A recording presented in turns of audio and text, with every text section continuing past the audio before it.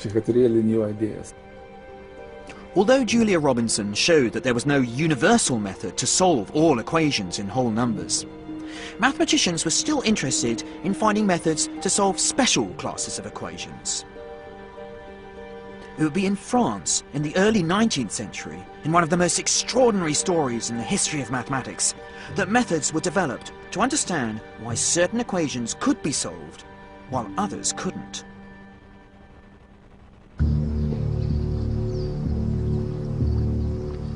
It's early morning in Paris on the 29th of May 1832. Évariste Galois is about to fight for his very life. It's the reign of the reactionary Bourbon king Charles X. And Galois, like many angry young men in Paris then, is a republican revolutionary. Unlike the rest of his comrades, though, he has another passion: mathematics. He'd just spent 4 months in jail. Then, in a mysterious saga of unrequited love, he's challenged to a duel. He'd been up the whole previous night, refining a new language for mathematics he'd developed. Galois believed that mathematics shouldn't be the study of number and shape, but the study of structure. Perhaps he was still preoccupied with his maths. There was only one shot fired that morning. Galois died the next day, just 20 years old. It was one of mathematics' greatest losses. Only by the beginning of the 20th century would Galois be fully appreciated and his ideas fully realized.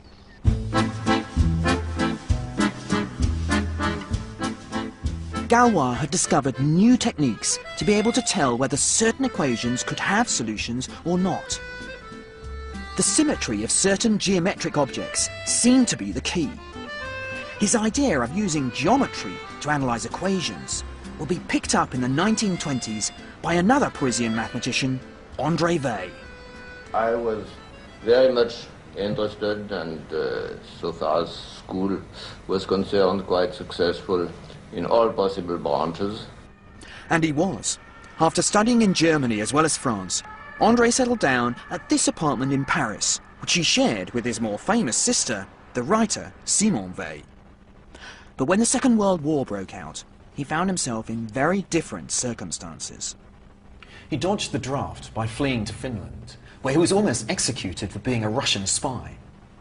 On his return to France, he was put in prison in Rouen to await trial for desertion. At the trial, the judge gave him a choice: 5 more years in prison or serve in a combat unit. He chose to join the French army, a lucky choice, because just before the Germans invaded a few months later, all the prisoners were killed. Weil only spent a few months in prison, but this time was crucial for his mathematics, because here he built on the ideas of Galois and first developed algebraic geometry, a whole new language for understanding solutions to equations. Galois had shown how new mathematical structures could be used to reveal the secrets behind equations. Weil's work led him to theorems that connected number theory, algebra, geometry and topology, and are one of the greatest achievements of modern mathematics. And without André Weil, we would never have heard of the strangest man in the history of maths, Nicolas Bourbaki. There are no photos of Bourbaki in existence, but we do know that he was born in this cafe in the Latin Quarter in 1934, when it was a proper cafe, the Café Coupelard, and not the fast food joint it's now become. Just down the road, I met up with Bourbaki expert David Orban. I must say, actually, when I was a graduate student, I got quite frightened when I used to go into the library, because this guy, Bourbaki, had written so many books. Something like 30 or 40 altogether. In analysis, in geometry, in topology, it was all new foundation. Virtually everyone studying maths seriously anywhere in the world in the 1950s, 60s and 70s would have read Nicolas Bourbaki. And he also applied for membership of the American Math Society, I heard. But At which point he was denied membership. Really? On the ground that he didn't exist. Oh. The Americans were right. Nicolas Bourbaki does not exist at all, and never has. Bourbaki is in fact the nom de plume for a group of French mathematicians led by André Weil, who decided to write a coherent account of the mathematics of the 20th century. Most of the time, mathematicians like to have their own names on theorems. But for the Bourbaki group, the aims of the project overrode any desire for personal glory. After the Second World War, the Bourbaki baton was handed down to the next generation of French mathematicians, and their most brilliant member was Alexander Grothendieck. Here at the IHES in Paris, the French equivalent of Princeton's Institute for Advanced Study, Grothendieck held court at his famous seminars in the 1950s and 1960s.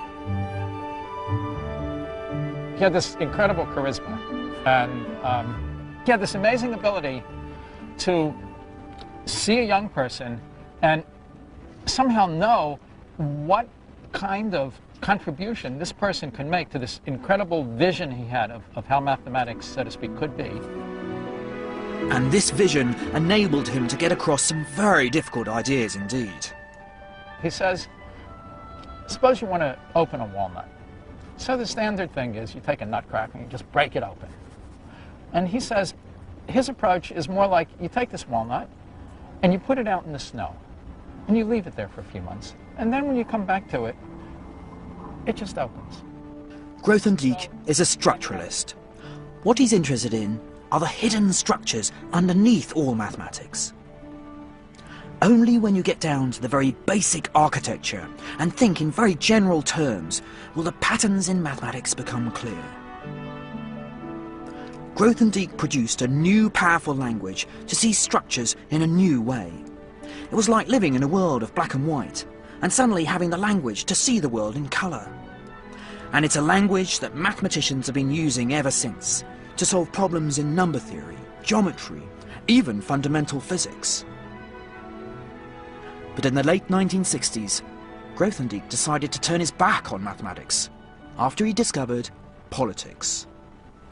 He believed that the threat of nuclear war and the questions of nuclear disarmament were more important than mathematics.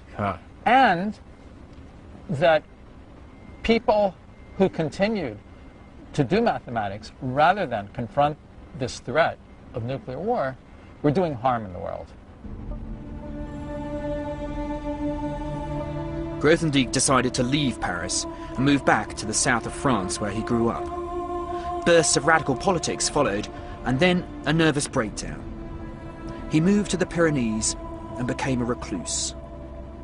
He's now lost all contact with his old friends and mathematical colleagues.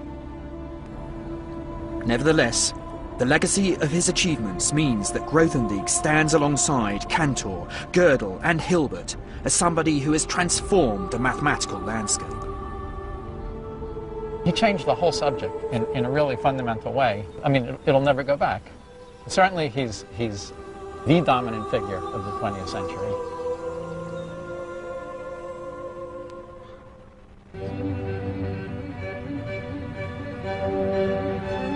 I've come back to England, though, thinking again about another seminal figure of the 20th century.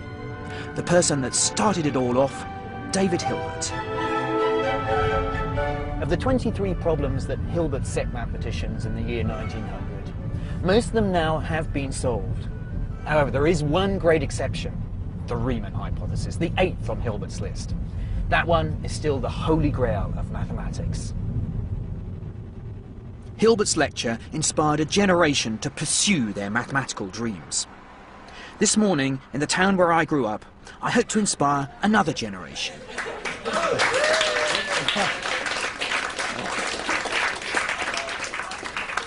Thank you. Well, hello, my name's Marcus de Sotoy, and I'm a professor of mathematics up the road at the University of Oxford. But it was actually in this school here, in fact, this classroom, is where I discovered my love for mathematics. And this love of mathematics that I first acquired here in my old comprehensive school still drives me now. It's a love of solving problems. There are so many problems I could tell them about, but I've chosen my favourite. I think that a mathematician is a pattern searcher, and that's really what mathematicians try and do. We try and understand sort of the patterns and the structure and the logic to explain the way the world around us works. And this is really at the heart of the Riemann hypothesis.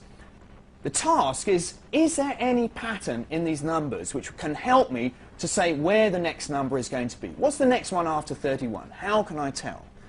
These numbers are, of course, prime numbers, the building blocks of mathematics. The Riemann hypothesis, a conjecture about the distribution of the primes, goes to the very heart of our subject. Why on earth is anybody interested in these primes? Why is the army interested in primes? Why are spies interested in primes? Isn't it to encrypt stuff? Exactly.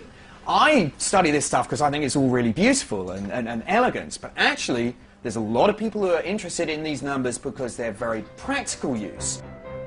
The bizarre thing is that the more abstract and difficult mathematics becomes, the more it seems to have applications in the real world. Mathematics now pervades every aspect of our lives.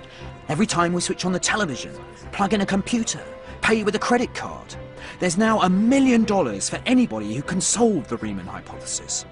But there's more at stake than that. Anybody who proves this theorem will be remembered forever. They'll be up on that board ahead of any of those other mathematicians. And that's because the Riemann hypothesis is a cornerstone of maths.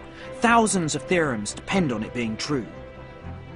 Very few mathematicians think that it isn't true, but mathematics is about proof, and until we can prove it, there will still be doubt.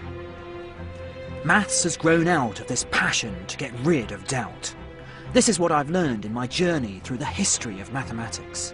Mathematicians like Archimedes and Al-Khwarizmi, Gauss and Grothendieck were driven to understand the precise way numbers and space work. Maths in action, that one. It's beautiful. It's really nice, yeah. Using the language of mathematics, they've told us stories that remain as true today as they were when they were first told. In the Mediterranean, I discovered the origins of geometry. Mathematicians and philosophers flocked to Alexandria, driven by their thirst for knowledge and the pursuit of excellence. In India, I learnt about another discovery that it'd be impossible to imagine modern life without. So here we are, in one of the true holy sites of the mathematical world. Up here are some numbers, and here's the new number. It's 0. In the Middle East, I was amazed at Al-Khwarizmi's invention of algebra. He developed systematic ways to be able to analyse problems so that the solutions would work whatever the numbers you took. In the golden age of mathematics in Europe in the 18th and 19th centuries, I found how maths discovered new ways for analysing bodies in motion, and new geometries that helped us to understand the very strange shape of space. It is with Riemann's work that we finally have the mathematical glasses to be able to explore such worlds of the mind. And now my journey into the abstract world of 20th century mathematics has revealed that maths is the true language that the universe is written in, the key to understanding the world around us. Mathematicians aren't motivated by money and material gain, or even by practical applications of their work. For us, it's the glory of solving one of the great unsolved problems that have outwitted previous generations of mathematicians. Hilbert was right. It's the unsolved problems of mathematics which make it a living subject, which obsess each new generation of mathematicians. Despite all the things we've discovered over the last 7 millennia, there are still many things we don't understand. And it's Hilbert's call of we must know, we will know, which drives mathematics. You can learn more about the story of maths with the Open University at open2.net.